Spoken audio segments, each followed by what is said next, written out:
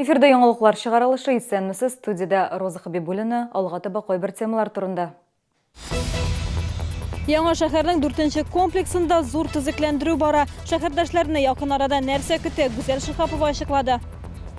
Шәһәрдәшләр сукыр ширки һөҗүменә зарлана, бүҗәкләрдән ничек сакланырга? Шәһәр картиналар галереясында капиталь ремонт дәвам итә. Яңа залны халык кайчан һәм нинди итеп күрер? Бу хакта Римма Әхмәтова.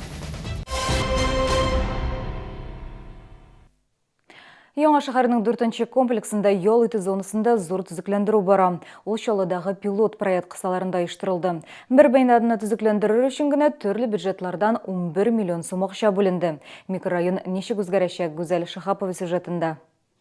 Төзекләндерү проекты хакында узган елда фикер алыштылар. 4-нче комплексда яшәүчеләр шушы мәйданда үз фикерләрен архитекторларга җиткерде. Теләкләр аз түгел. Это комплекс самый старый здесь в новом городе, 4-й. У нас не было детских площадок со дня основания его. Просто все люди, детей очень много в нашем комплексе. Здесь рядышком 2 садика с 2 сторон. Когда в садике дети выходят здесь играть. У нас во дворе площадки нет детской, но очень много по утрам гуляет собак. Вот со всех дворов, отовсюду идут собаки. Мне бы хотелось, чтобы где-то было место, чтобы можно было выгулять собак. Проектны бер агачта зыян күрмәслек итеп төзегәннәр, барлык нечкәлекләр исәпкә алынган. Мәйданны берничә зонага бүләргә карар кылганнар. Будет игровая зона спортивная, будет площадь для проведения мероприятий, праздников, будет для детей маленьких зона отдыха для пожилых людей и маленькая зона для выгула собак. Это все будет вот на этой площадке. Бүгенге көнгә комплекста юллар киңәйтелгән, машина кую урыннары арткан, тротуарлар яңартылган. Хәзер барлык көчләрдә мәйданга юнәлтелгән, биредә казу эшләре алып барыла. Брусчатка җәяләр, электр үткәрәләр. Территорияны августта төзекләндереп бетерергә тиешләр. Гүзәл Шихапова, Илдар Шайдуллин, яңалыклар. Чаллы халкын машкара сукыр шеркиләр толый. Алар табигатьтә генә түгел, шәһәр эчендә дә күп дип зарланалар. Экспертлар бу хәлне кинәт җылыту белән бәйли. Алар фикеренчә, бүҗәкләр тиздән азаячак. Халык машкара белән ничек көрәшә, алдагы материалда. Кан суыручы бөҗәкләр нигездә сулыклар янында күп була. Шуңа алардан күбрәк яр буенда юл үтүчеләр һәм сатучылар зыян күрә. Һич кытуы юк. Хәтта махсус кремнар да булышмый диялар. Тут столько мошкары. Хоть откуда идут, да, все вот с вениками вот такими, да, отрывают ветки и вот так вот все отмахиваются. Ну, в общем, ужасно. Все жалуются, все приходят, вот квас невозможно наливать, например, постоянно, вот прям. Есть уже, да, вкусно? Есть, я вообще вся искусственная. Сукыр ширки июнь айында һәр вакыт була. Тик кинәт җылтып җибәргәч, алар күпләп килеп чыкканнар. Биологлар әйтүенчә, бөҗәкләр 2 атнадан кимергә тиеш. Сукыр ширки эшләгән урын нык кычыта, кызарып шишеп китергә дә мөмкин. Алардан аеруча балалар зыян күрә. Если произошел укус мошки или комара, то нужно в первую очередь обработать место укуса мылом, промыть и обработать любым антисептиком. Второе, что нужно сделать, это нанести любой охлаждающий гель. Шәһәрдә бу бөҗәкләргә каршы махсус сыйыклык сиптермиләр. Шуңа күрә белгечләр кешеләргә саклык чаралары күрергә, табигатькә чыкканда тәнне кабул торган киемнәр кияргә, тәрәзәләргә москит челтәрләре куярга киңәш итәләр. Римма Әхмәтова, Ксения Антонова, Сергей Вильданов, яңалыклар. Әгәр дә сезне берәр проблема борчыса яки шатлыклы хәбәр җиткерәсегез килсә, безнең редакциянең кайнар элемтә телефонына шалтыратыгыз. 51 31 31 номеры тәүлек буена эшлим. Кыска гудоктан соң хәбәрегезне калдырыгыз. Безнең хәбәрчеләребез сезнең белән элемтәгә кереп, проблемагызны хәл итәргә булышыр. Шалтыраткач исемегезне һәм телефон номерыгызны калдырырга онытмагыз. Сәнәгать зонасында юллар вакытлыча ябыла. 3 көн буена, ягъни 22-нче, 23-нче, 24-нче июнь көннәрендә хлебный тыкрыгы буенча трупный тыкрыгыннан алып 31-нче тыкрыкка кадәрге участоклар ябыла. Бу елның асфальт бетон өслегенә югары катлам җәелүенә бәйле. Машина йөртүчеләргә бу көннәрдә башка маршрут сайларга киңәш итәләр. Республика көненә шәһәр картиналар галереясы тонны маслык булачак. Хәзер анда капиталь ремонт бара. 2 күргәзмәләр залы, рәсемнәр саклана торган подвал, техник этаж, холл барысы да тулысынча яңартыла. Бу эшләргә 13 миллион сумнан артык акча бирелгән. Моннан ары безне инде су басмаячак дип ышандыра галерея җитәкчелеге. Ремонт барышы турында хәбәрчебез Римма Әхмәтова.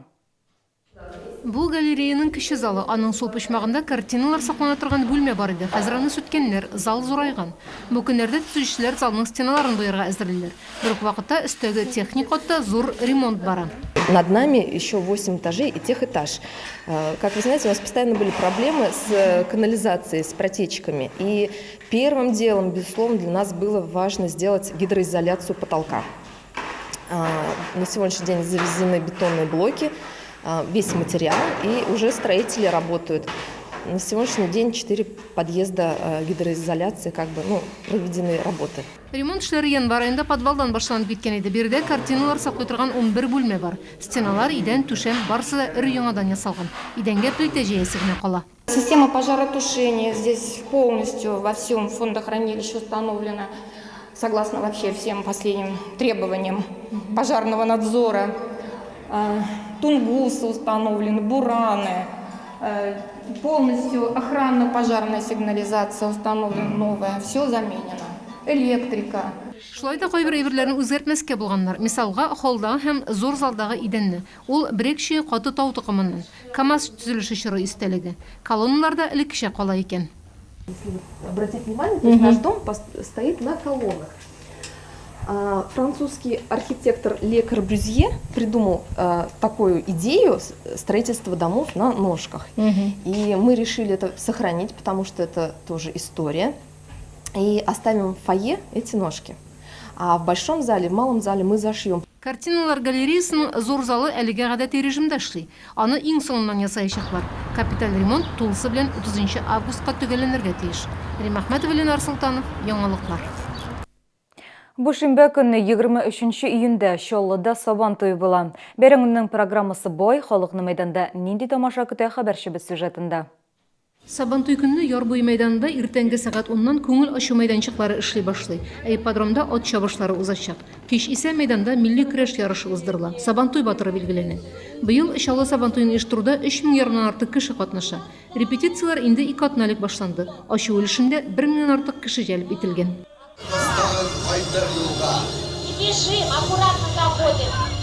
Оештыру мәсьәләләренә килгәндә шәһәр мэры бар да төгәл булырга тиеш дип белдерде. Җәмәгать транспорты төнге сәгать 1-гә кадәр эшләячәк. Халыкның куркынычсызлыгы беренче чиратта, диде Наил Мәһдиев. Все силы и средства нужно привлечь для того, чтобы, еще раз говорю, большое количество граждан, гостей из Сабантуя, День молодежи, массовые мероприятия с большим количеством отдыхающих, поэтому эти моменты нужно учесть. Чаллы Сабан туена популяр җырчы Радик Юлъякшин килә. Ул кичке якта бәйрәм салют алдыннан чыгыш ясаячак. 30 июньдә Чаллыда яшьләр көне уздырыла. Бәйрәмнәргә рәхим итегез. Рим Әхмәтова, Константин Величко, Эльдар Шайдуллин, Яңалыклар. Чаллы Сабан туен оештыруда безнең күңел радиосы да катнаша. Һәр елдагыча радионың алып баручылары кичке программага кушылачаклар.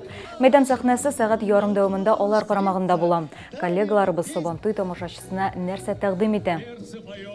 Күңел радиосы үзенең кичке концертын сәгать 7-дә башлап җибәрәчәк, һәм инде анда күп кенә татар эстрадасының һәм Башкортстан эстрадасыннан артистлар чыгыш ясаячаклар. Ул да булса Фәрит Низамиев, Әнвәр Нургалиев, Казан егетләре һәм башкалар. Концерт бик күңелле булачак. Кичке программаны тулысынча Күңел радиосы диджейлары алып барачак, һәм инде бу ел безнең Россиядә дөнья чемпионаты футбол буенча үтә, һәм инде без сценарийны да шулай ук футбол белән бәйләдек. Бу сезгә җиткерәсе соңгы мәгълүматыбыз иде. Мин Роза Хәбибуллина сезнең белән саубуллашам. Исән сау булыгыз.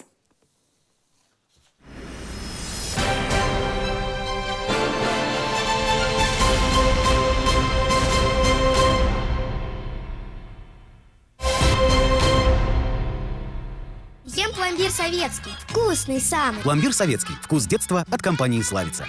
Фестиваль молодого меда «Пасека Пегановых» с 19 по 24 июня в ДК «КамАЗа». При покупке 1 килограмма меда 1 килограмм цветочного меда в подарок.